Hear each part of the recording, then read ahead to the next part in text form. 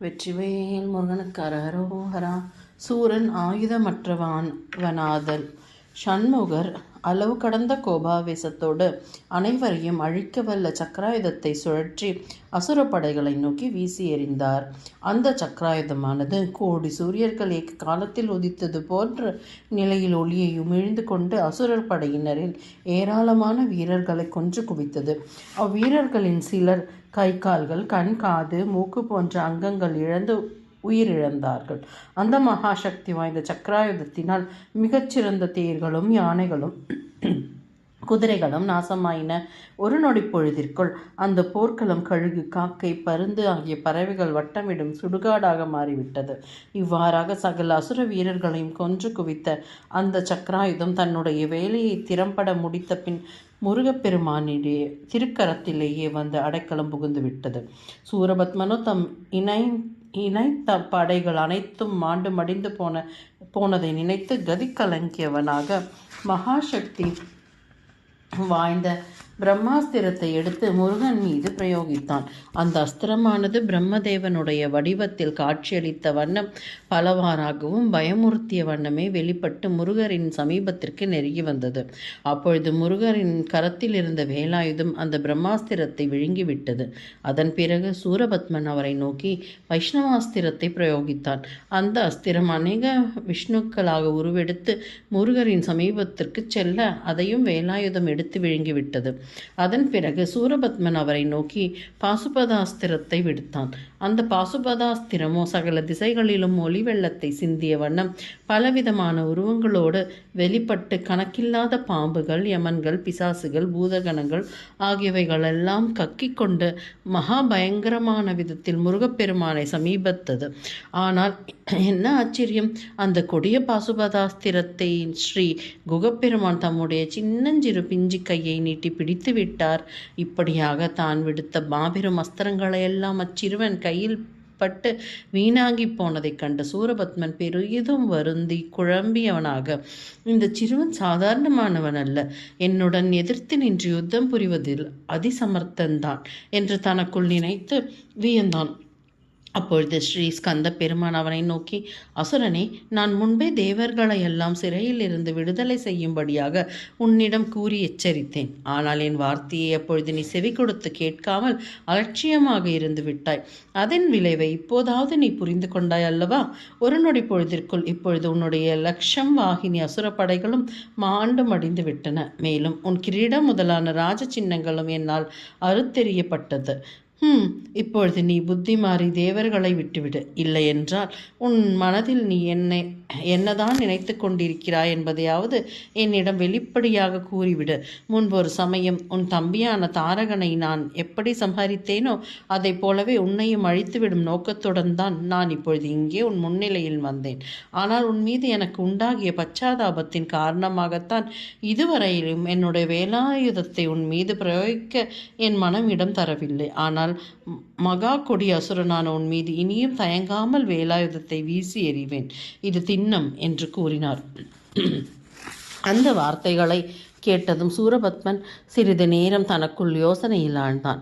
இந்த சின்னஞ்சிறு பையன் என் இனத்து அசுர வீரர்கள் அனைவரும் மடிந்து போனதையும் நான் ஆயுதங்கள் எதுவும் இல்லாமல் அனாதரவான நிலைமையில் இருப்பதையும் கண்டு என்னை ஒரு நொடிப்பொழுதிற்குள் ஜெயித்து விடலாம் என்று தவறாக எண்ணிவிட்டான். இன்னும் என்னுடைய பலத்தை குழந்தையான இவன் சரியாக அறிந்து கொள்ளவில்லை. என் மீது கொண்டிருந்த கருணையின் காரணமாகவே இதுவரையிலும் வேலாயுதத்தை வீசி எறியவில்லை என்றும் இவன் என்னிடம் சர்வசாதாரணமாக கூறிவிட்டான்.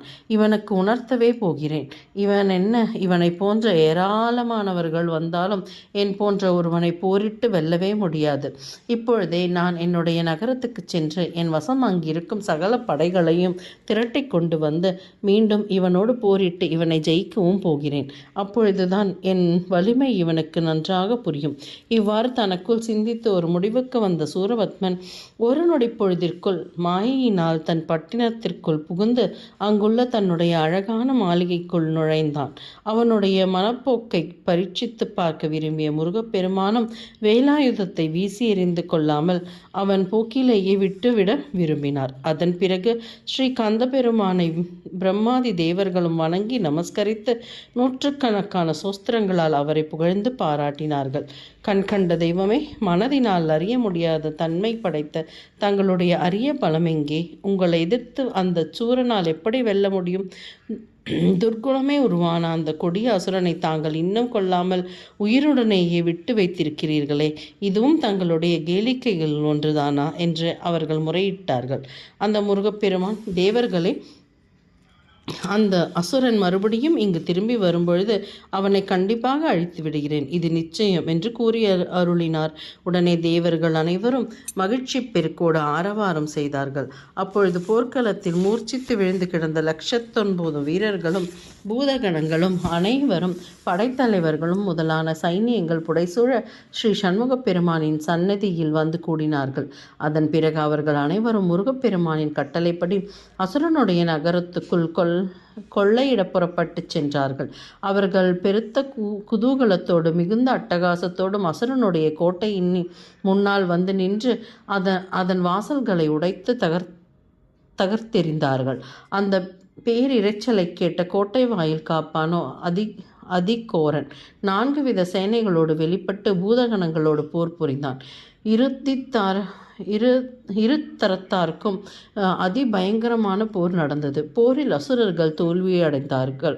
அப்பொழுது அதிகோரன் ஒரு பிரம்மாண்டமான இரும்பு உலக்கை எடுத்து வந்து அதை இப்படியும் அப்படியுமாக சுழற்றி பூதகணங்களில் சிதறியோடச் செய்தான். உடனே மோகன் என்னும் பூத வீரன் விரைந்தோடி சென்று ஒரு பெரிய மலையை பிடுங்கி வந்து அதிகோரனின் மீது வீசி எறிந்தான். அந்த மலையை உலக்கினாலேயே அவன் தூள் தூளாக்கி விட்டதைக் கண்ட மோகன் அவன் மார்பில் தன் கையால் ஓங்கி அறைந்தான். உடனே அந்த அசுரன் அடங்கா கோபத்தோடு தன் கையில் இருந்த உலக்கையால் மோகனின் மார்பின் நடுவில் அடித்தான். மோகனோ விழிகளில் தீப்பொறி பறக்க துள்ளி குதித்து அசுரனுடைய கன்னத்தில் பளீர் பளீர் என்று அறைந்தான். அதனால் அதிகோரன் மூர்ச்சித்து கீழே விழுந்தான். உடனே எல்லா பூதகணங்களும் 1000 யோசனை உயரமுள்ள அழகான மாளிகையை பேரிரைச்சலோடு பிடுங்கி அதை கடலில் போட்டார்கள். அந்த மாளிகையில் இருந்த ஏராளமான அசுரர்களும் அதோடு சேர்ந்து கடலில் விழுந்து முழுகி இறந்தார்கள். அப்பொழுது அந்த கடல் பொங்கி பெருகி வந்து அந்த அழகான பட்டினத்தை தழுவி கொண்டு விட்டது. அதன் பிறகு பூத வீரர்கள் அந்நகரத்திற்கு கவசம் போல விளங்கி வரும் வடக்கு புற மதிர்ச்சுவரை இடித்து வீழ்த்தினார்கள். பிறகு அங்குள்ள ஏராளமான அசுரர்களை கொன்று ஏராளமான வீடுகளையும் மனம் போனபடி இடித்து போட்டு சூறையாடினார்கள்.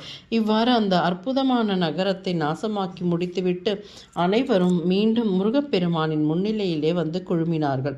அதன் பிறகு சுப்பிரமணியர் தம் சகல சைனியங்களும் புடைசூழ ஹேமகூட பட்டினத்தை நோக்கி புறப்பட்டார். அப்பொழுது தேவர்கள் மிகுந்த மகிழ்ச்சி பரவசத்தோடு அப்பெருமான் மீது மலர் மாறி பொழிந்தார்கள். சமுத்திர ஓசையை மிஞ்சும்படியான பெரும் முழக்கத்தோடு தேவ துந்துபிகள் முழக்கமிட்டன. சகல விதமான மங்கள வாத்தியங்களும் இன்னிசை பெருக்கின. பக்த கோடிகள் ஸ்ரீ ஸ்கந்தரது மகிமைகளை குறித்து பாடல்களாக பாடி மகிழ்ந்தார்கள். முருகப்பெருமான் ஹேமகூடபுரத்தில் உள்ள தம்முடைய அதி அற்புதமான திவ்ய மாளிகையை அடைந்து அங்குள்ள சிம்மாசனத்தில் அமர்ந்து கொண்டார். பிறகு பூதகணங்கள் அனைவரையும் அவர்களுடைய விடுதிகளில் சென்று தங்கியிருக்குமாறு அனுப்பிவிட்டு பிரம்மா விஷ்ணு முதலான தேவர்கள் வணங்கி வழிபட பற்பல விதமான உபச்சாரங்களையும் அன்புடன் ஏற்றுக்கொண்ட வண்ணம் மலர்ந்த முகத்தோடு வீற்றிருந்தார்.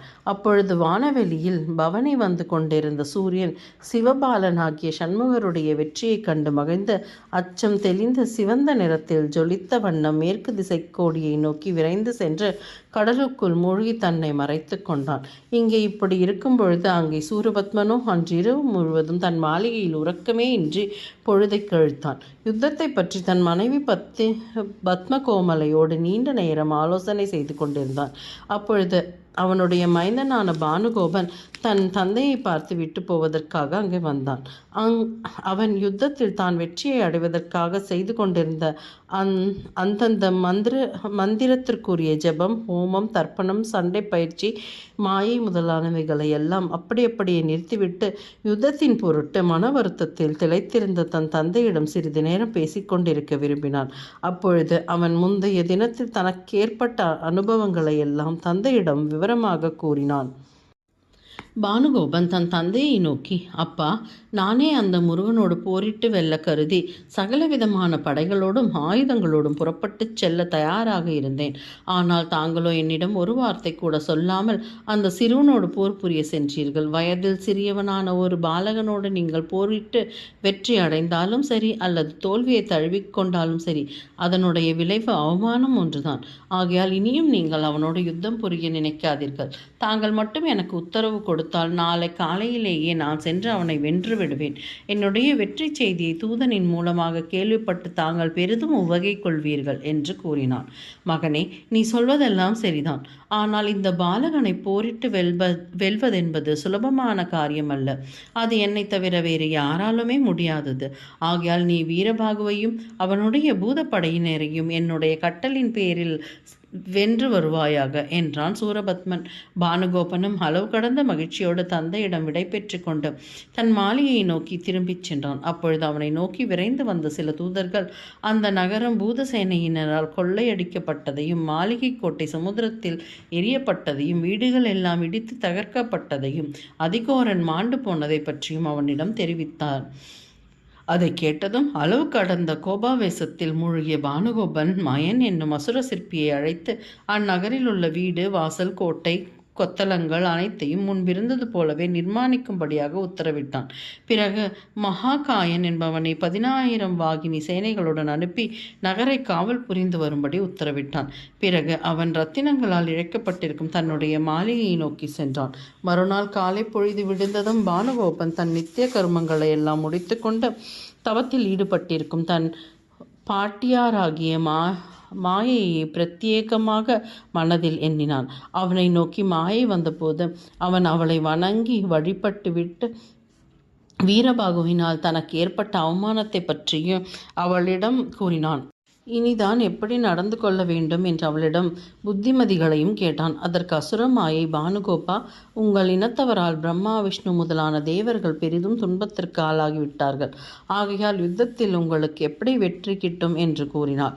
உடனே பானுகோபன், பாட்டியாரை, இனி வரப்போகும் விளைவு எப்படி இருந்தாலும் சரி, அதை பற்றி நான் பெரிதாக நினைக்க மாட்டேன்.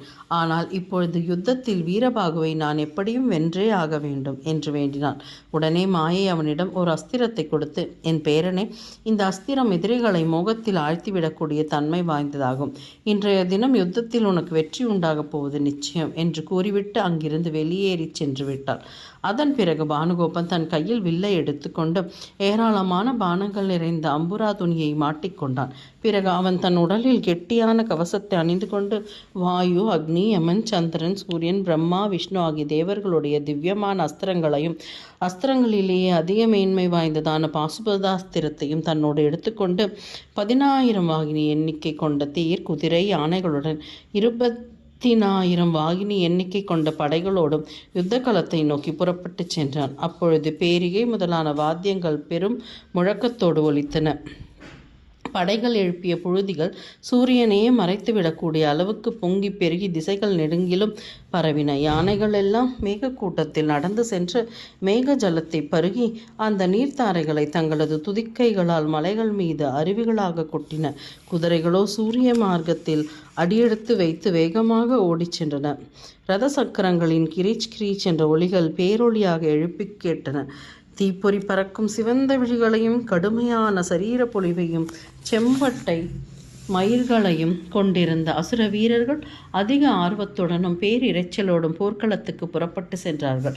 இத்தகைய ஆரவார முழுக்கத்தோடு பானுகோபனும் அவனுடைய படைகளும் நகர்கோட்டை வாயிலே வந்தடைந்தார்கள். அப்பொழுது பானுகோபன் 1000 குதிரை முகம் கொண்ட ஒரு தூதனை நோக்கி, தூதனே, நீ இப்பொழுதே வீரபாகுவிடம் சென்று நான் அவனோடு போரிட வந்திருப்பதாகவும் அவனையும் அவனைச் சேர்ந்த பூத வீரர்களையும் யுத்தத்திற்கு ஆயத்தமாக இருக்கும்படியாகவும் சொல்லிவிட்டு வா என்று கூறி அனுப்பினான். தூதனும் அவ்வாறே சென்று வீரபாகுவிடம் விஷயத்தை தெரிவித்தான். வீரபாகுவும் அவ்வாறே ஆகட்டும் என்று அவனிடம் கூறி அனுப்பிவிட்டு தனது தம்பிமார்களோடு முருகப்பெருமானின் சந்நிதிக்கு விரைந்து வந்தான். சண்முகப் பெருமானை பக்தி ஸ்ரத்தையோடு நமஸ்கரித்து வணங்கி கூப்பிய கரங்களோடு அடக்க ஒடுக்கமாக அவன் நின்றான்.